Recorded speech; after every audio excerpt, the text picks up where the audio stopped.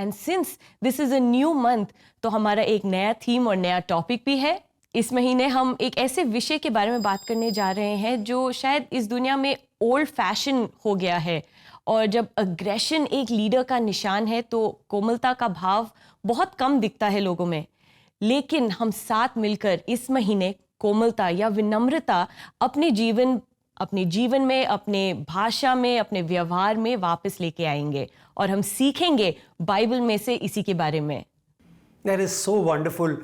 Debbie, जैसे आप बता रहे थे मुझे याद आया, परमेश्वर का वचन ये भी कहता है कि कोमलता या नम्रता ये पवित्र आत्मा का एक फल भी है, और इसलिए इस फल को हमारे अंदर बनाने के लिए वचन का बीज आना ज़रूरी है। और दोस्तों, हम उम्मीद करते हैं कि इस पूरे महीने ये बीज आपके अंदर पनपेगा और बनकर ये खूबसूरत फल बनकर ये उभरेगा जो परमेश्वर चाहता है हमारे जीवन से कोमलता, नम्रता, जेंटलनेस दिखाई दे। क्यों ये विषय इतना ज़रूरी है? अगर हम यीशु मसीह के जीवन काल को अगर ध्यान रखें और परमेश्वर के वचनों की ओर मुड़े तो हम देखें कि इज़राइल बड़े नाजुक दौर से गुजर रहा था। इज़राइल में दो किस्म के लोग थे, एक जो आम थे और एक जो खास माने जाते थे। ये खास लोग कौन थे? ये शास्त्र के बड़े बड़े जो अधिकारी थे वो थे। ये फरसी थे, ये सदूसी थे, ये न्याय के सरदार थे। और इन्होंने इज़राइल के जो आम लोग हैं उनसे एक दूरी बनाई थी। इज़राइल के आम लोगों में भी कई सारे ऐसे लोग थे जो पापी के कैटेगरी में आते थे, जैसे कोई वैश्या हुआ या चुंगी लेने वाला हुआ या कोई बागी हुआ, और इनसे ये अधिकारी लोग बहुत दूरी बना कर रखते थे और उनके साथ बड़ी सख्ती से पेश आते थे। ऐसे माहौल में यीशु का आगमन हुआ और यीशु का बर्ताव इन पापियों के साथ बहुत ही अनोखा था। लोग हैरान हो रहे थे कि कैसे यीशु ऐसे लोगों के संगति में रहता है, उनसे बातें करता है, उन्हें प्रेम दिखाता है और उनसे बड़े नम्रता से पेश आता है। वैसे तो कई सारी कहानियां हैं, लेकिन वक्त हमें इजाज़त नहीं देगा हर कहानी को देखने के लिए। लेकिन दो खास कहानियां दोस्तों जल्दी से मैं जिनका जिक्र करना चाहता हूं।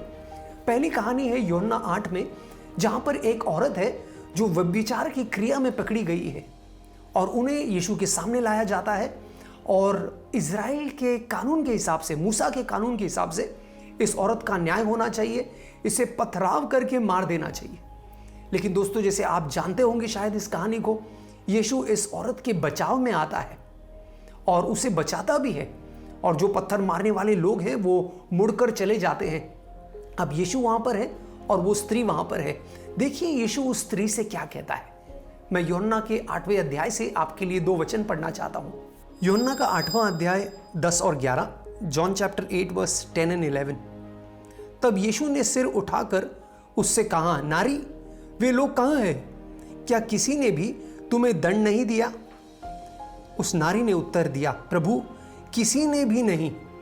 इस पर यीशु ने उससे कहा, मैं भी तुम्हें दंड नहीं दूंगा, जाओ और अब से फिर पाप नहीं करना।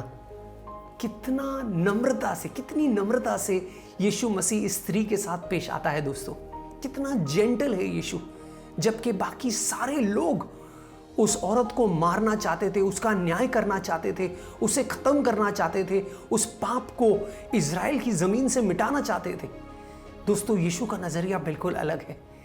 एक और कहानी लूका 19 में भी हम ऐसा ही देखते हैं। एक चुंगी लेने वाला है, चुंगी लेने वालों का सरदार है जक्कई, और उसे भी लोग नफरत की नज़र से देखते हैं, लेकिन उसके प्रति भी यीशु प्यार दिखाता है, उसे अपनाता है, उसे इब्राहिम का संतान होने का दर्जा देता है।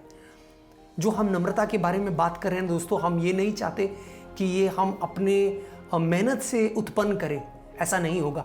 ये पवित्र आत्मा का फल है दोस्तों, और वो तब आएगा जब हम यीशु मसीह के और करीब आएंगे। तब हम ये जानेंगे कि हम खुद पापी थे, हम खुद नफरत के लायक थे, लेकिन यीशु मसीह ने हमारे प्रति एक जेंटलनेस दिखाया, नम्रता दिखाया, कोमलता दिखाया, हमें क्षमा किया, हमें अपनाया। और इसलिए हम प्रोत्साहित कर रहे हैं आपको भी कि आप भी दूसरों के प्रति नम्रता दिखाएं। जी, बिल्कुल सही कहा आपने Rahul. Gentleness is a fruit of the spirit. और जैसे आपने कहा कि everyone expected Jesus to get angry and be human like us, पर परमेश्वर ने क्या किया? He was gentle. So let us all of us all the time practice that fruit of the spirit, gentleness. दोस्तों, अगर आप भी ऐसे नेचर के साथ डील कर रहे हैं या ऐसे किसी पर्सन से डील कर रहे हैं जो शायद अग्रेसिव है, तो और उस पर अगर आप विजय पाना चाहते हैं तो turn to God for help. और साथ ही हम आपके लिए काउंसलिंग के थ्रू मदद करना चाहते हैं। आप भी cbnindia.org पे जाइए and click on the CBN offerings and book your counselling session. और अगर आप चैट पे काउंसलिंग चाहते हैं या फ़ोन पे काउंसलिंग चाहते हैं तो you can book your counselling session with us.